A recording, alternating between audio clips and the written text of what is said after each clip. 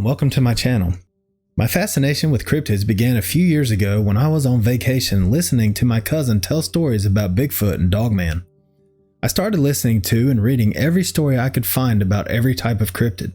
This led to me starting this channel so I could read these stories I find so fascinating. In this episode, I am going to share the stories of 3 people who encountered a Sasquatch. If you are a hardcore believer, a skeptic with an open mind, or a non-believer, you are welcome here. I just ask that you keep it respectful in the comment section. No one should be ridiculed whether they believe or not. Alright, now let's get to today's stories.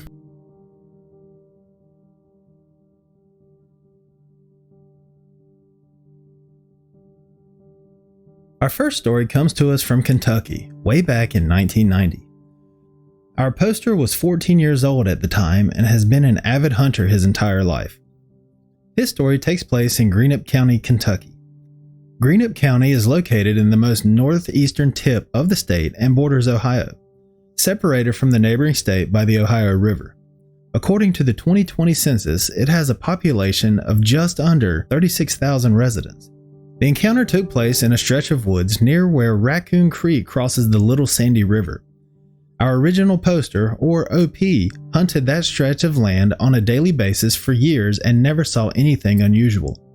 That is, until this fateful day in early September. He had gotten up before daybreak and set out to hunt squirrels. As was usual, his neighbor's dog, named Gruffy, followed him, but he thought he had run Gruffy off hours earlier. There was heavy dew on the forest trees, which would fall and hit the ground, making a distinct sound that our OP knew very well, alerting him if something moved in the area. He arrived at the top of the ridge above Raccoon Creek and was walking down the embankment when he noticed that everything was completely still. No noise or wind. He doesn't say if this was out of the ordinary, but complete stillness usually precedes a cryptid encounter. And that's exactly what happened here. He was making his way through the woods when he heard Gruffy barking and growling. This was unlike the dog, but he tried to ignore it and continue his hunt. But then he decided to go run the dog back home because if he continued making so much noise, it would scare off the animals. Our OP made his way 50 yards down the ridge toward Gruffy when he saw what the dog was barking at. Looking through the trees, he saw what he thought was a young bear. The bear was standing on its back legs and was about 6 feet tall. Gruffy was growling and barking at the bear, occasionally lurching forward at the animal. The bear would knock the dog back with his hands, but Gruffy would just yelp and then go back to barking and growling.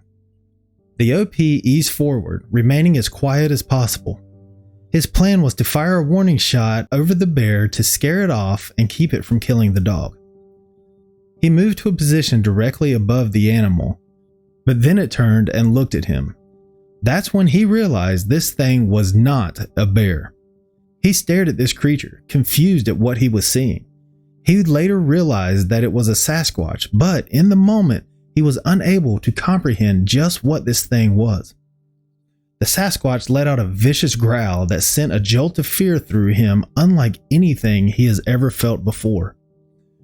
Gruffy noticed him then, ran to his side, and kept barking and growling at the creature. He thought about shooting the beast, but at that distance, with a 20 gauge, he figured it would just make this thing mad. So instead, he started to slowly back away when a bone-chilling scream erupted from the Sasquatch. The sheer terror instilled in him by the growl made him drop his gun, turn, and run home with Gruffy. When he got home, he told his dad what happened, but his dad brushed it off as just a bear and was more concerned about the fact that he dropped his gun in the middle of the woods. They later returned to retrieve the shotgun, and he'd never told anyone about his encounter. Because if his dad didn't believe him, then who would? There are black bears that live in that area of Kentucky, but he knows that what he saw was not a bear. He notes that no human can make sounds like this creature made, especially at that volume. He doesn't give much of a description of the actual creature, but based on how he describes its mannerisms, how it stood upright on 2 feet, and growled and screamed the way it did, I would have to say that it was a Sasquatch. The creature only being 6 feet tall goes against this, but maybe it was a juvenile.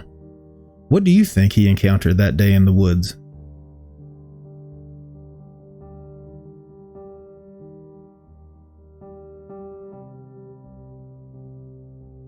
Our next story also comes to us from Kentucky, with this one from a poster who had an encounter in Grayson County.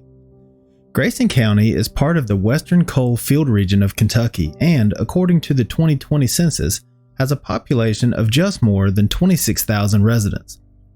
It covers a total of 511 square miles and its county seat is in Litchfield, Kentucky.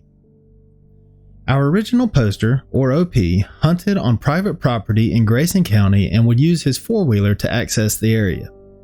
He would park at the gated entrance of the property and walk the final 150 to 200 yards to reach the elevated deer stand where he did his hunting. He used a black powder rifle to hunt. This type of rifle is considered an antique weapon and is a muzzle loader. Loading a black powder rifle takes several steps. Think Revolutionary War or Civil War rifles. You get one shot and then must go through the process of reloading the gun. You must pour the gunpowder down the barrel, place patch and ball on the muzzle before using a ramrod to push the ammunition down into the muzzle and in place. Depending on the type of black powder gun you're using, you may have to take extra steps before being ready to fire. I explain this because it becomes important later on in the story. Our OP's encounter happened when he ventured out into the private property alone one night. He parked his four-wheeler where he normally did, but as soon as he put his backpack on, he heard a large tree limb snap not 20 yards from where he stood. He chalked it up to a deer or an animal and continued on his way, following a moonlit trail he knew very well due to hunting on the property for years, heading to where it ended in a 15-acre hayfield encompassed by old-growth timber. During his trek toward his hunting spot, he immediately noticed that something just off the trail was mirroring his footsteps. When he walked, it walked. When he stopped, it stopped.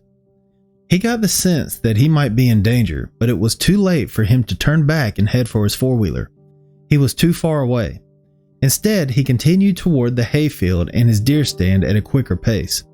When he was about 10 yards from the stand, another large limb snapped. This one to his left, just inside the tree line at the edge of the field.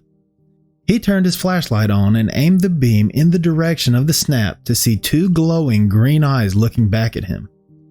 They were about 10 inches apart. He had no idea what he was looking at. Acting on instinct, he raised his rifle and stomped his foot, yelling, "Get out of here!" The creature didn't move. It just blinked once and continued watching him. He couldn't see anything other than a reflection from the eyes, but guessed that this thing was crouched down in the trees. Most predatory animals would have fled, but this thing didn't budge. Our OP hurried up the ladder to his deer stand. The thing in the woods was no more than 8 steps away by his estimate. If he had fired at it while he was still on the ground, he would have been temporarily blinded by the muzzle flash. Being that he was using a black powder rifle, it would have taken him some time to reload it in the dark. If he missed his first shot, the creature would have more than enough time to close the distance between them. So he chose to climb up to his stand, where he sat and listened to this creature circle him, staying just out of the light's reach. This happened for the rest of the night. Just before dawn, he heard bipedal footsteps trailing away from him and into the woods, heading back in the direction he entered the area. He waited until the sun rose and the area was well lit before he hurried back to his four-wheeler. As he climbed onto the ATV and just before cranking it, he heard another loud snap of a limb in the woods behind him. His hunting trip was supposed to last a week, but he opted to cut the trip short and head home early. He would not return to the area until the following spring and always made sure to carry a sidearm with him, not going out after dark unless he absolutely had to. He has since sold the land and now hunts in his home state of Indiana. Thinking back to his encounter, he recalls that there were no normal signs of wildlife in the area that night. He says that the creature was in no way afraid of him, and if he had a firearm capable of firing more than one shot at a time, he felt threatened enough that he probably would have used it that night. This definitely sounds like a Sasquatch to me. The snapping of branches, the mirroring of footsteps, stopping when he stopped, walking around the stand all night. Very territorial acting. All things I've heard many times before. And it's such a shame he had to give up something he loved in an area he loved doing it in. This comes up a lot in stories too. So not only do these things take away your sense of safety, but they rob you of your love of the outdoors and activities you enjoy.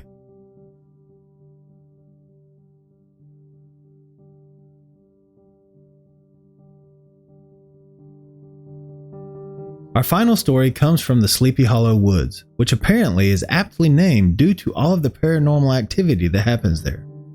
First and foremost, this is not the Sleepy Hollow in New York, which was the setting for the famous story Legend of Sleepy Hollow. Sleepy Hollow Woods is a large park just outside of Washington, D.C. as described by our original poster, or OP. There is a hamlet in Fairfax County, Virginia called Sleepy Hollow Woods, which is in Annandale.